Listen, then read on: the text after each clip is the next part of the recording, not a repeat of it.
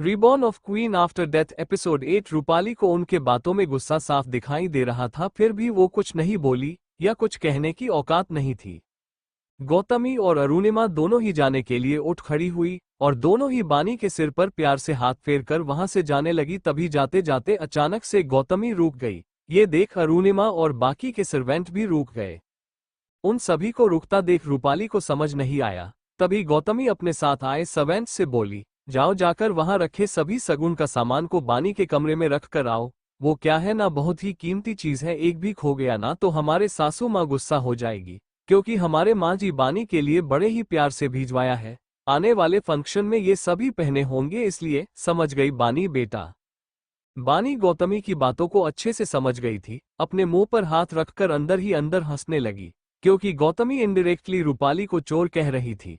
वही रूपाली बहुत ज्यादा बेजचती, गुस्सा, असहज महसूस करने लगी। सिंह परिवार के सर्वेंट्स गौतमी के हिसाब से सभी सामान बानी के कमरे में रख दिए थे।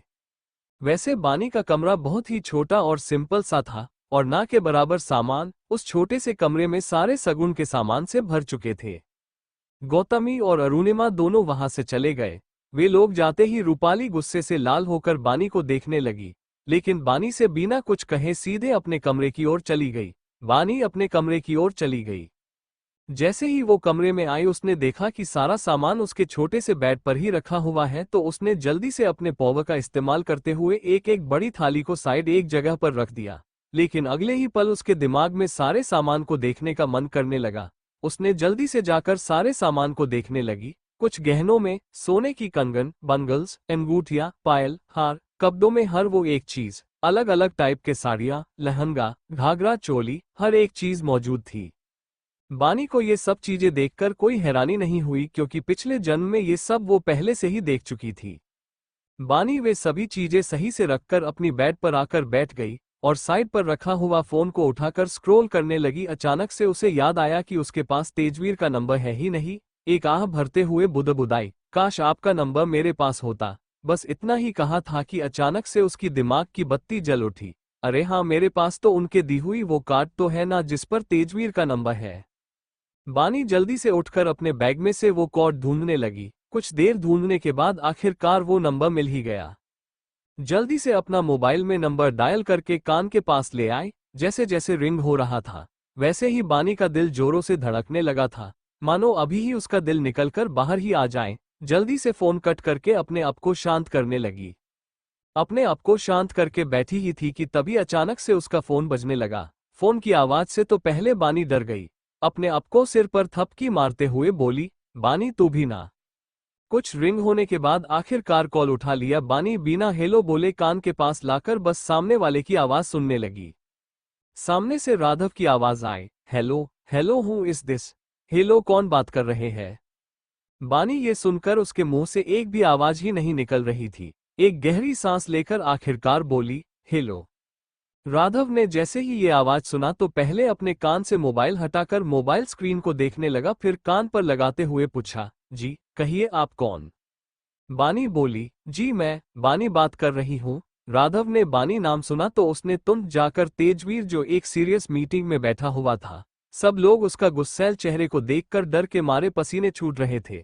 अंदर ही अंदर भगवान को याद करके मन ही मन विनती कर रहे थे कि कोई आकर उन लोगों को बचा ले, और हुआ भी वैसा ही। भगवान भी उन सभी स्टाफ के विनती भी सुन ली। तभी राघव मीटिंग हॉल के दरवाजा खोलकर अंदर आया और तेजवीर के पास जाकर उसके कान में कहा, बॉस बानी मैम का कॉल है। जैसे ही तेजवीर ने यह सुना तो तुरंत राघव के हाथ से फोन लेते हुए अपनी कड़क आवाज में कहा, मीटिंग इज ओवर। ये बात दूसरी ओर बानी भी सुन ली थी। उसने जैसे ही तेजवीर की कड़क आवाज सुनी उसका दिल हलक में ही आ गई। बानी अंदर ही अंदर डरते हुए बोली, हे भगवान, मैंने ये क्या कर दिया, गलत टाइम पर कॉल कर दिया। अब क्या करूं, कहीं वो मुझ पर गुस्सा तो नहीं निकालेंगे ना। अपनी मन में पता नहीं कहां से अजीबोगरीब ख्यालों में डूबी हुई थी। तभी सामने से तेजवीर की आवाज आई, हेलो। बानी ने जब ये सुना तो वो हाथ पैर कांपना शुरू हो गए। बानी कुछ बोलता ना देख तेजवीर ने कहा, बानी आर यू ओके? तेजवीर के मुंह से अपना नाम वो भी पहली बार सुनकर बानी की गाल शर्म से लाल हो गए। बानी धीरे से बोली, वो माँ और बड़ी माँ घर आई थी। तेजवीर ने जैसे ही बानी के मुंह से माँ और बड़ी माँ सुना तो उसके चेहरे पर हल्की से मुस्कान आ गई। वैसे तेजवीर को हर एक खबर पहले से ही पता रहता था, चाहे वो घर के मेंबर्स के बारे में हो या बानी के बारे में, सब कुछ पहले से ही पता चल जाता था। इसलिए आज जो कुछ भी हुआ था इसके बारे में भी तेजवीर को पता था। लेकिन बानी के मुंह से अपने माँ और बड़ी माँ के लिए प्यार से माँ बड़ी माँ बुलाते देख उसे अंदर ही अंदर बहुत ज्यादा खुशी हो रही थी। तेजवीर अपनी खुशी को मन में ही छुपाते हुए कहा, मम। बानी ने जब ये सुना तो आगे बोली, वो सगुन का सामान देने आए थे। तेजवीर एक बार फिर मम में जवाब दिया। जैसे ही बानी ने तेजवीर के मुंह से मम शब्द सुना तो वो और भी ज्यादा चिढ़ गई। दूसरी तरफ तेजवीर को अच्छे से पता चल रहा था कि बानी को गुस्सा आ रहा है। अपनी आवाज में थोड़ा सॉफ्ट लाते हुए कहा, मुझे पता है, आज मॉम और बड़ी मॉम तुमसे मिलने आने वाली है। वैसे शाम को तुम्हारे लिए एक और गिफ्ट्स है। गिफ्ट्स? बानी छोटी बच्ची की तरह चहकते हुए कहा तो तेजवीर हल्की सी स्माइल के साथ कहा, हाँ, वैसे हमारे सगाई और शादी इतनी जोरों शोरों से नहीं होने वाली है, ये तुम अच्छी तरह से जानती हो, इसलिए मेरे तरफ से एक गिफ्ट्स है। ठीक 6 बजे तुम्हें लेने राघव आएगा, तैयार रहना। ओके। बानी को समझ ही नहीं आ रही थी कि कहे तो क्या कहे, इसलिए उसने मुस्कुराते हुए कहा, ठीक है, मैं तैयार रहूंगी, आप काम कीजिए, मैं फोन रखती हूँ। इतना कहकर कॉल काट दिया। बानी के मन में हजारों तितलियां उड़ने लगी थी। आज पहली बार तेजवीर से ऐसे बात जो की थी एक बीवी की तरह, ये सोचकर उसका गाल शर्म से लाल होता ही जा रहा था। लेकिन दूसरी ओर तेजवीर का भी खुशी का ठिकाना ही नहीं रहा। उसे तो और बातें करने का मन कर रहा था, लेकिन वो ये भी अच्छे से समझता था कि बानी शर्म के वजह से ज्यादा बातें नहीं कर पाई थी। शाम के 6 बजे बानी जल्दी से तैयार हो रही थी, क्योंकि 6 बजने में बस 5 मिनट ही था, तो वो जल्दी जल्दी में तैयार हो रही थी। आज उसने ब्लैक कलर का साड़ी पहनी हुई थी।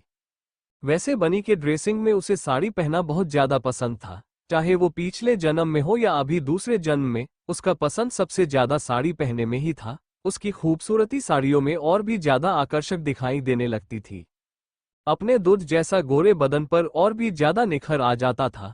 जल्दी से अपने छोटे से अलमीरा में से एक ब्लैक कलर की साड़ी निकालकर पहन लिया। अपने बालों को आधा बाल लेकर बीचों बीच एक हेयर क्लिप डाल लिया। माथे पर छोटी सी काली बिंदी, होठों पर हल्की गुलाब रंग का लिप बाम, आंखों में काजल, कानों में बाली, सिंपल लेकिन बहुत ज्यादा खूबसूरत लग रही थी। तभी बानी का फोन रिंग करने लगा। बानी ने देखा कि उसका फोन बज रहा है तो तुरंत जाकर फोन को उठा लिया।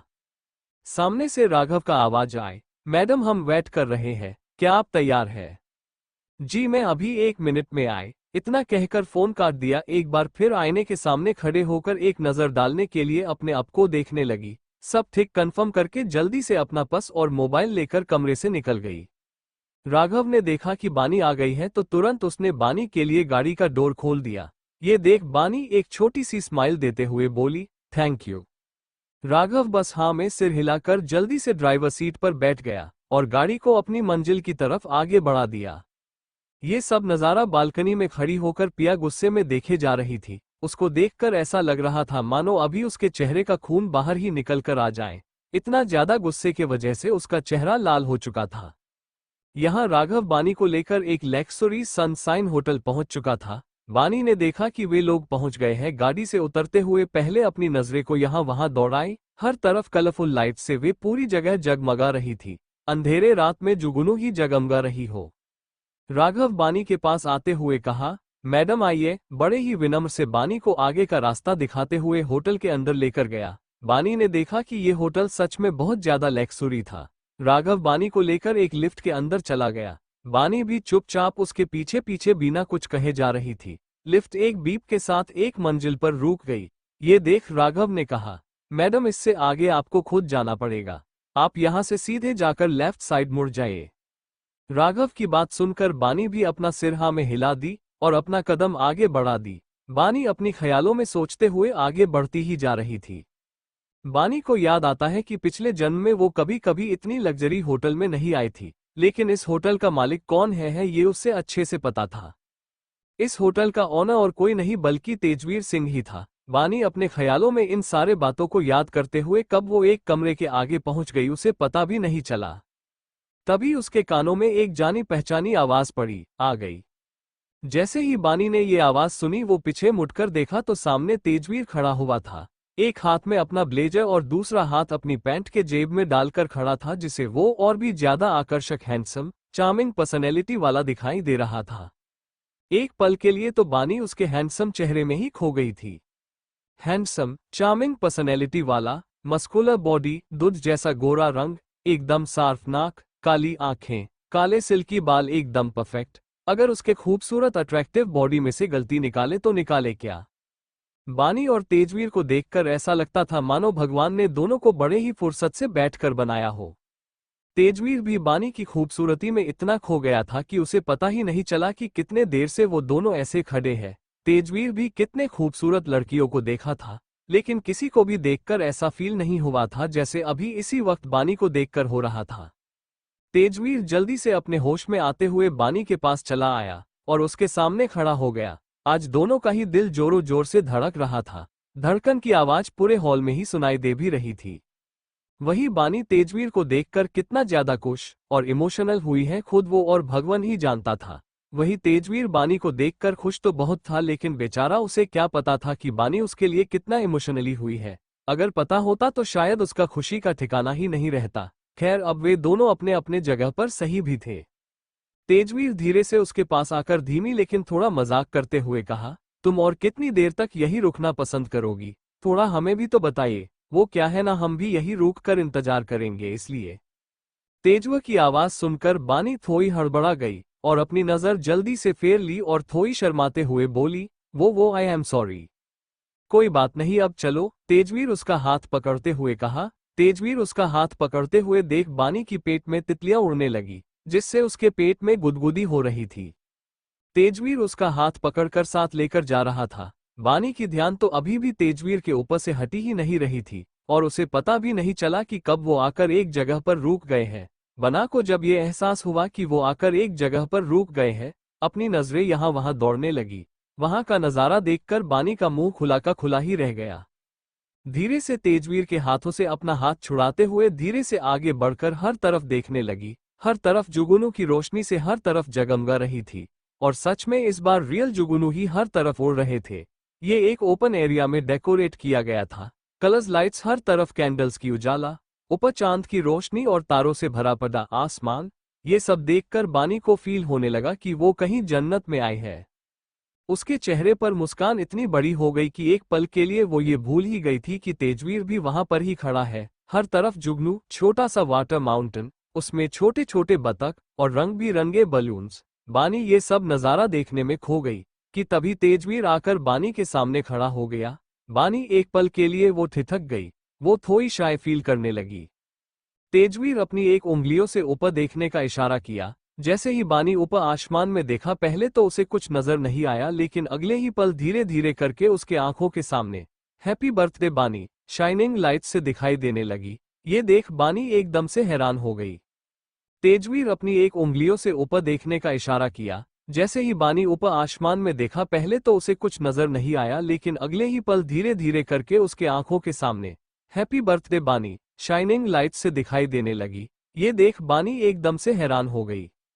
खुद बानी को पता ही नहीं चला कि आज उसका बर्थडे है। अपनी सिर नीचे झुका ली। उसे ऐसा करता देख तेजवीर को एक पल के लिए लगा कि ये सरप्राइज बानी को पसंद नहीं आया। उसने बानी के कंधे पर रात रखते हुए उसका नाम पुकारा, बानी। अभी भी बानी अपना सिर नीचे करके ही खड़ी थी। तेजवीर उसके सामने खड़े होकर उसका सिर ऊपर किया तो देखा कि बानी की आंखों में आंसू भर आए थे। ये देख तेजवीर की भौंयें तन गई। उसे कुछ समझ ही नहीं आ रहा था कि बानी को हुआ क्या है जो उसके आंखों में आंसू है। उसने थोड़ा परेशान होते हुए पूछा, क्या हुआ? कोई प्रॉब्लम है? अगर है तो मुझे बताओ बानी, तुम रो क्यों रही हो? ये सुन बानी जल्दी से अपने आंसू पोंछते हुए बोली, नहीं कुछ नहीं, वो एक्चुअली मुझे खुद नहीं पता था कि आज मेरा बर्थडे है। मैं तो हमेशा की तरह भूल ही गई थी। ये मेरा फर्स्ट बर्थडे है जो ऐसे मना रही हूँ। मुझे यकीन ही नहीं हो रहा कि ये सच में है या कोई सपना। बानी को याद था कि उसका जन्मदिन कभी नहीं बनाई थी, ना ही पिछले जन्म में और ना ही इस जन्म के अभी तक। आज अचानक 18वीं का जन्मदिन पर इतना बड़ा सरप्राइज उसे मिलेगा ये कभी नहीं सोची थी। सच्चाई ये थी कि पिछले जन्म में इस समय एक नौकरों की तरह पिया और तेजवीर की शादी की तैयारी करने में लगी हुई थी। इसके चक्कर में वो ये भी भूल गई थी कि आज उसका 18वीं का जन्मदिन है। ये सभी बातें याद आते ही उसके आंखों में आंसू आ गए। बानी की बात सुनकर तेजवीर उसे गले लगाते हुए कहा, कोई बात नहीं, हम दोनों तो आज ही पहली बार मिले हैं, तो हर साल तुम्हारा बर्थडे होगा। बानी भी तेजवीर के कमर पर अपना दोनों हाथ घेरा बना लिया। ये देख तेजवीर के चेहरे पर एक बड़ी सी मुस्कान आ गई। तेजवीर को भी अच्छे से जानता था कि बानी अभी तक एक भी बर्थडे सेलिब्रेट नहीं की है, और साथ ही तेज अभी तक ये भी जान गया था कि कश्यप परिवार बानी के साथ किस तरह से बर्ताव करते हैं। ये सोचकर ही बानी को और ज्यादा अपनी सीने से लगा लिया, मानो कह रहा हो कि आज से उसे कहीं जाने नहीं दे रहा हो। बानी को भी ये एहसास हुआ तो उसके चेहरे पर भी हल्की सी मुस्कान आ गई, मानो वो भी यही चाहती हो। कुछ देर तक दोनों के बीच खामोशी छा गई, और अगले ही पल तेज बानी को धीरे से अपने से दूर करके कहा, अरे हमरे पार्टी अभी तक खत्म भी नहीं हुई है मेरी जान। वैसे आज मेरी क्वीन की बर्थडे है तो केक तो कटिंग भी होनी भी ही चाहिए ना। अगर ऐसे खड़े रहेंगे तो कल सुबह ही हो जाएगा। मुझे कोई प्रॉब्लम नहीं है, लेकिन मेरी प्यारी सी लिटिल होने वाली वाइफ की बर्थडे ऐसे खराब हो जाए, ये मैं बिल्कुल भी नहीं चाहता हूँ। इसलिए पहले केक कटिंग करो, फिर बाद में हम ऐसे टाइम स्पेंड करेंगे। ये सुन बानी के चेहरे पर शर्म और मुस्कान दोनों ही बिखर गए। ये देख तेजवीर मुस्कुराते हुए अपनी एक हाथों से कुछ इशारा किया, तभी दो सर्वेंट एक बड़े से खूबसूरत केक लेकर आ गए।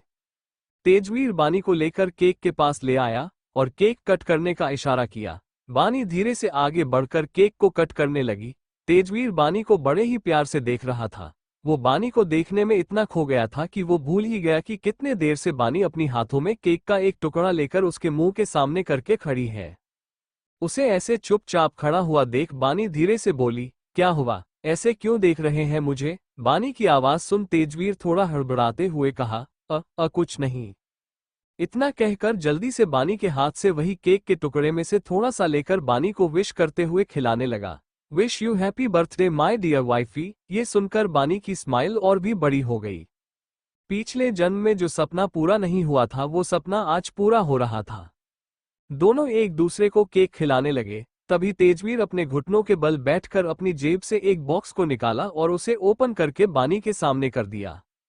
Happy birthday my queen, will you marry me. जब बानी ने ये सुना और तेज के हाथों में पकड़ा हुआ चीज को देखकर उसकी आंखों में आंसू ही आ गए, और साथ ही उसके चेहरे पर मुस्कान भी। बॉक्स में एक बेस कीमती डायमंड से बना हुआ अंगूठी थी। बानी जल्दी से वो भी घुटनों के बल बैठकर तेज के गले लग गई। तेज भी उसे कसकर पकड़ लिया और वो रिंग को निकालकर उसके उंगली में पहना दिया। आज सच में बानी बहुत ज्यादा खुश थी, शब्दों में बयान नहीं कर पा रही थी, लेकिन तेजवीर अच्छे से जान पा रहा था कि आज सच में बानी बहुत ज्यादा खुश है। उसको खुश देखकर वो भी खुश हो रहा था। उसी वक्त एक खूबसूरत रोमांटिक सॉन्ग के म्यूजिक की आवाज आने लगी।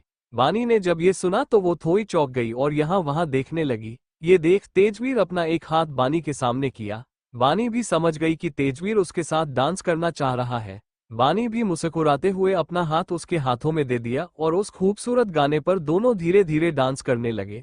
तेजवीर का एक हाथ बानी के पतले कमर पर था तो दूसरा हाथ उसके हाथों में। बानी भी तेजवीर के एक हाथ पकड़ी हुई थी तो दूसरे हाथ उसके कंधे पर। आज दोनों के आंखों में एक दूसरे के लिए प्यार साफ नजर आ रहा था।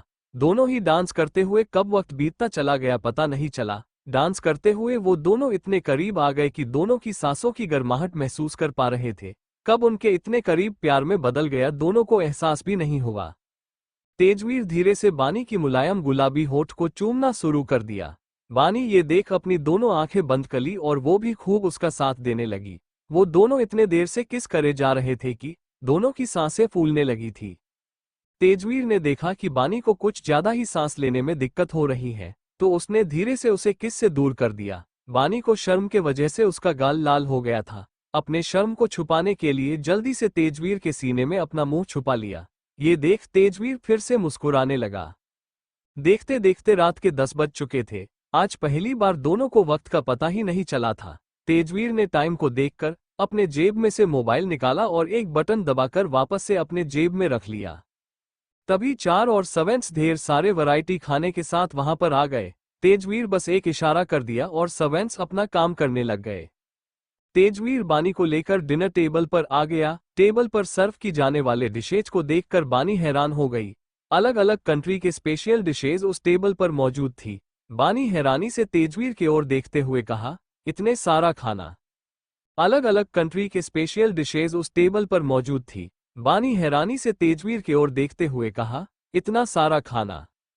जो तुम्हें अच्छा लगता है वो तुम एंजॉय कर सकती हो, तेजवीर उसे प्यार से बच्चों की तरह पनपर करते हुए कहा तो बानी ये देख मुस्कुराने लगी। वो अच्छी तरह से जानती थी कि पिछले जन्म में उसका लाइफ बहुत ही बुरा और दर्दनाक से गुजारा हुआ था। कभी भी वो अपनी जिंदगी में खुशी से नहीं जी पाई थी और ना ही खुलकर जिंदगी जी थी। हर कदम पर धोखा, नफरत, साजिश से ही घिरी हुई थी। ऊपर से वो एक बेवकूफ थी, सो अलग, जो हर कोई उसका फायदा ले लेता था। नहीं तो बहुत बड़ी साजिश के शिकार हो जाया करती थी नहीं बल्कि हो गई थी।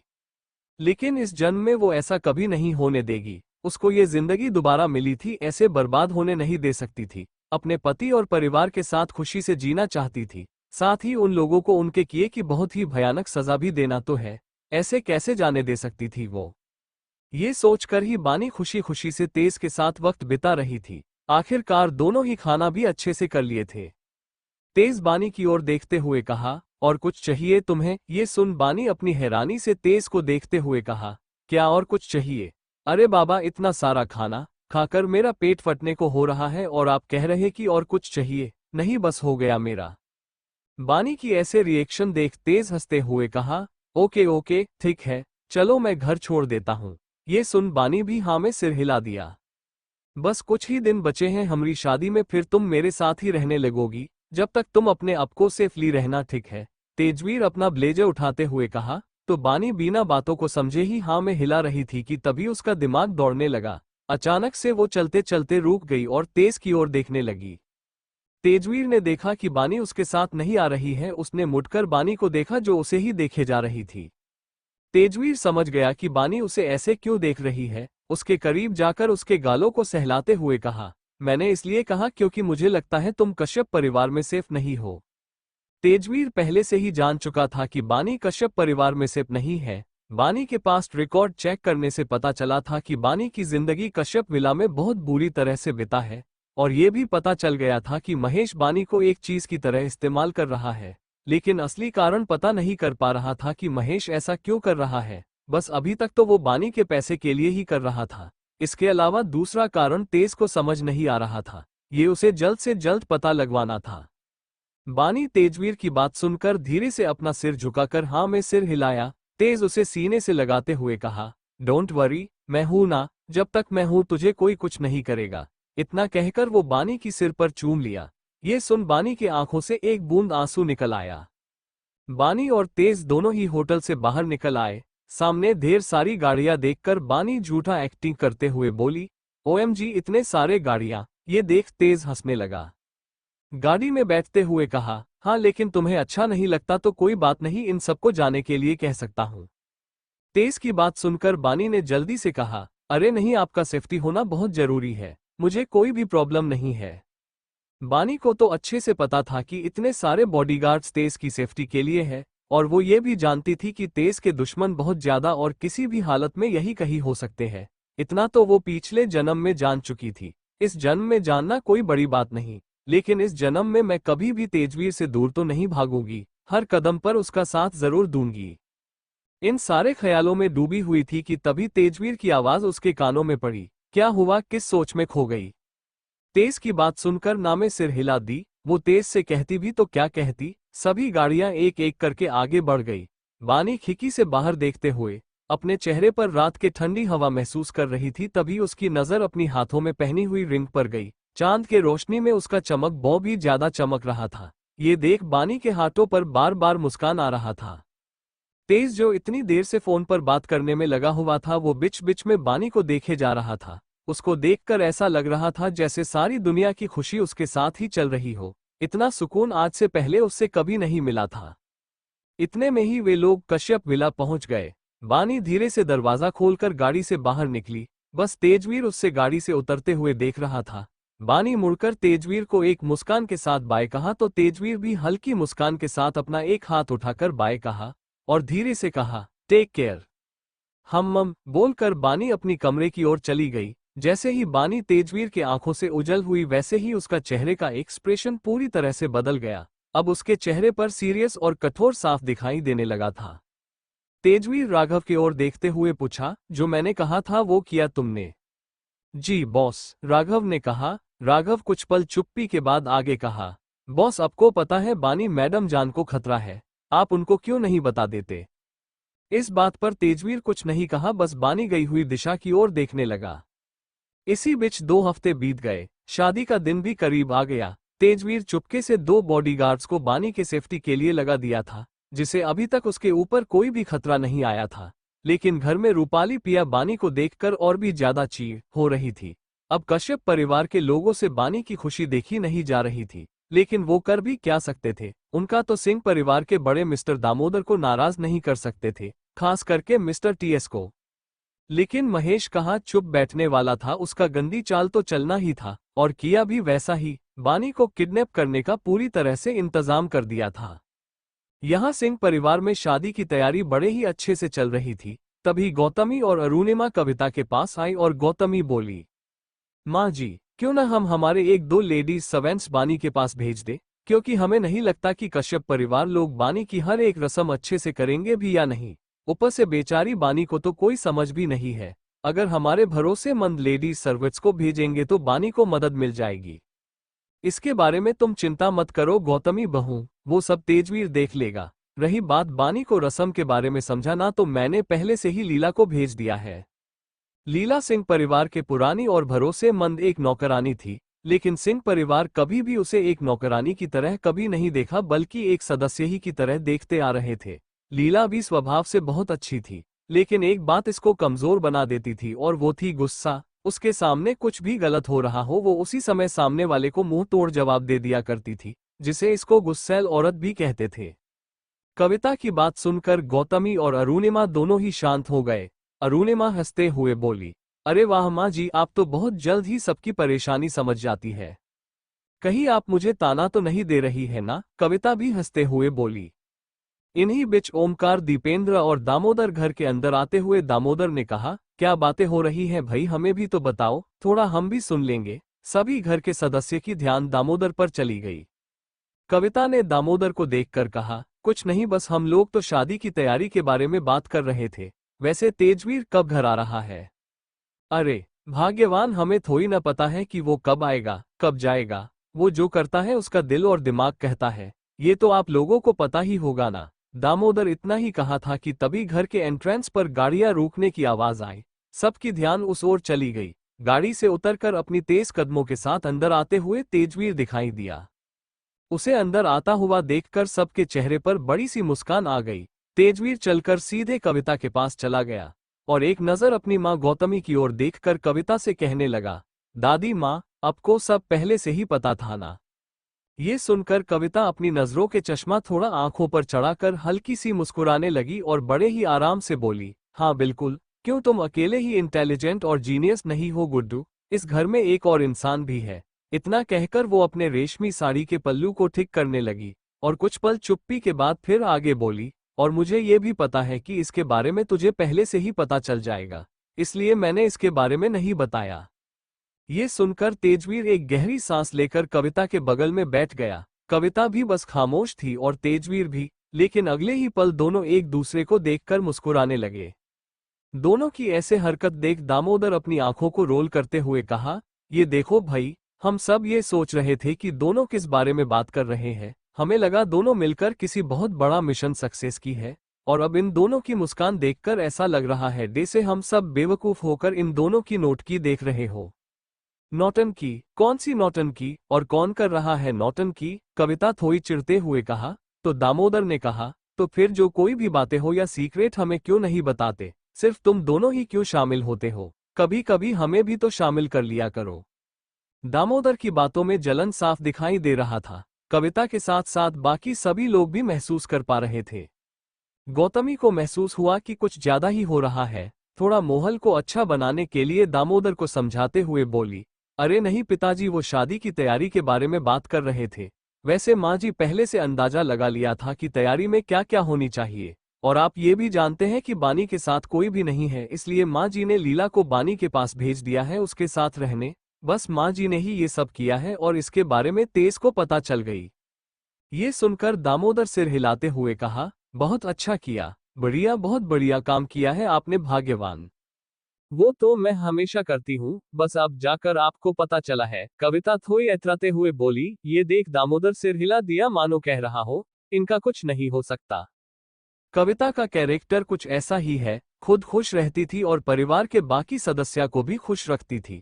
परिवारों को जोड़कर रखना ही कविता का पहला प्रायोरिटी था। उनके कदम पर ही उनकी बहू अरुणिमा और गौतमी अब चल रहे थे, लेकिन तीसरी बहू इस नियम पर कभी खड़ी उतर सकी। कविता की तीसरी बहू गीता लालची, झगड़ालू, मतलबी किस्म की औरत थी।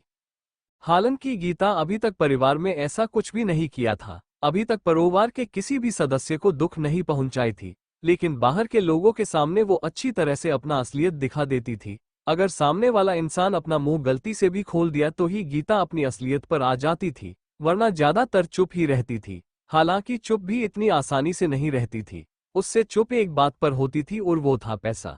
अगर उसे पैसे मिल जाए तो वो अपने आप ही चुप हो जाती थी। ये बात पूरे घर वाले बड़े अच्छे से जानते थे। लेकिन गीता एक इंसान से बहुत ज्यादा डर जाती थी, और वो इंसान था तेजवीर। इसका कारण अभी तक खुद गीता को भी नहीं पता वो तेजवीर से क्यों डरती है, लेकिन सच में तेजवीर को देखकर उसका हाथ पैर कांपने लगते थे। ये बात घरवाले भी जानते थे, लेकिन कोई कुछ नहीं कहते थे। उल्टा सभी को अच्छा लगता था, ताकि कोई तो है जो गीता को डरा सकता है।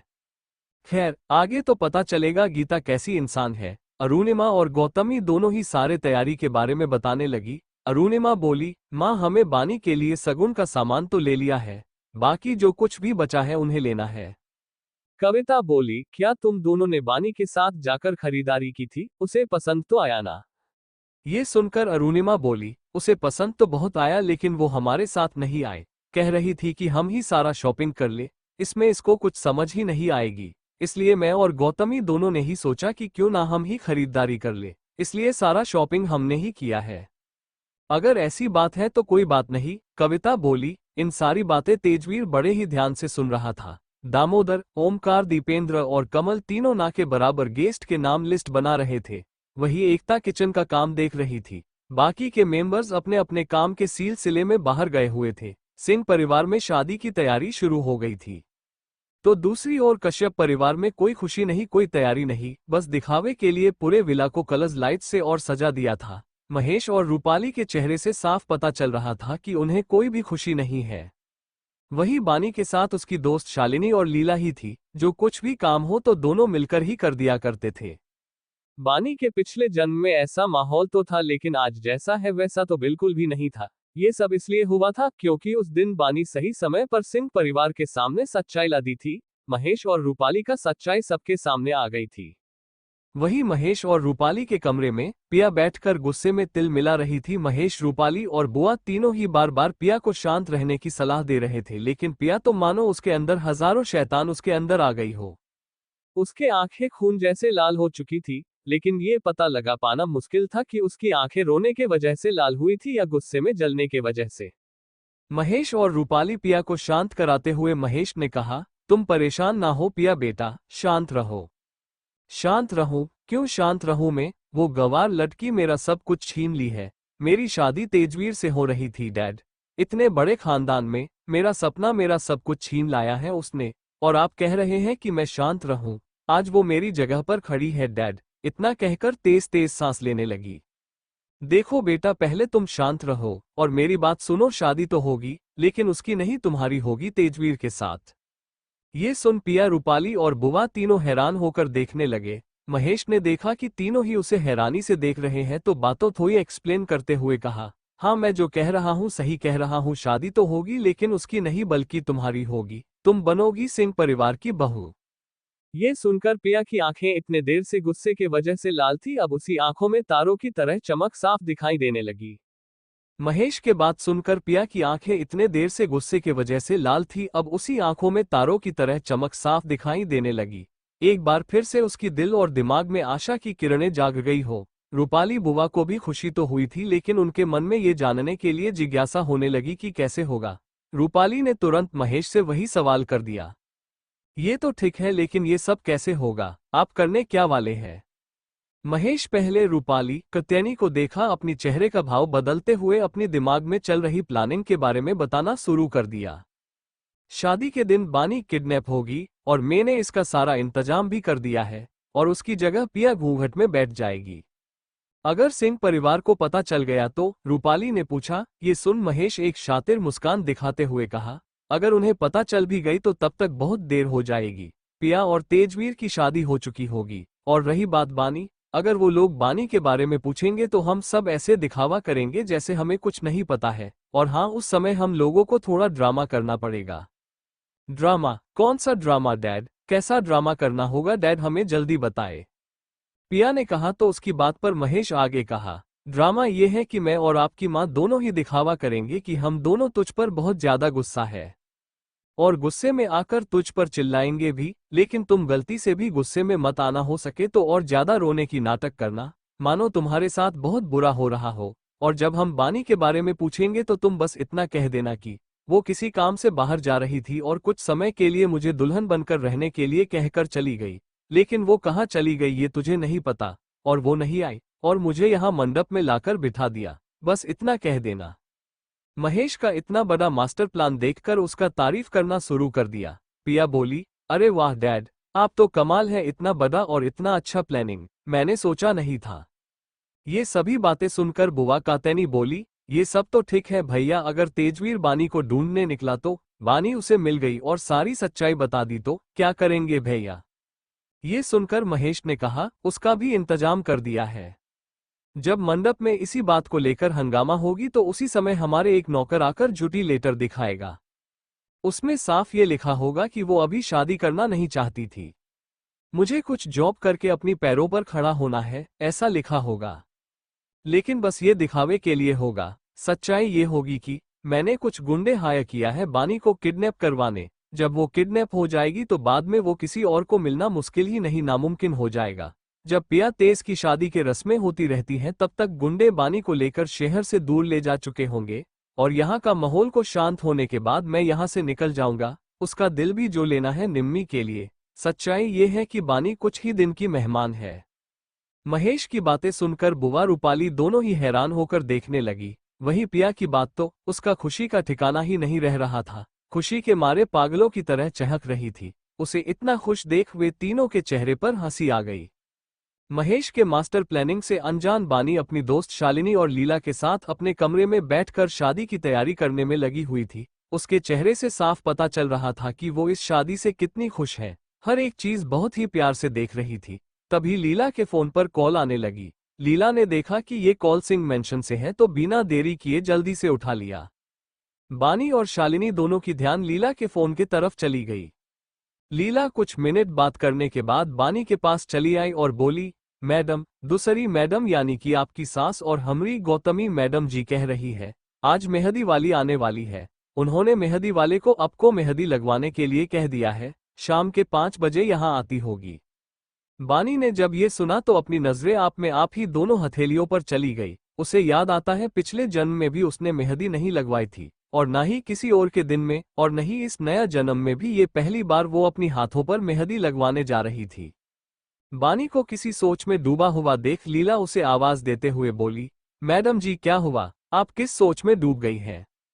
ये सुनकर बानी अपनी सोच से बाहर आती हुई बोली, आंटी सबसे पहले आप मुझे मैडम कहना बंद कीजिए, आप मुझे मेरे नाम से पुकारिए, ये मैडम कहना मुझे बिल्कुल अच्छा नहीं लग रहा है।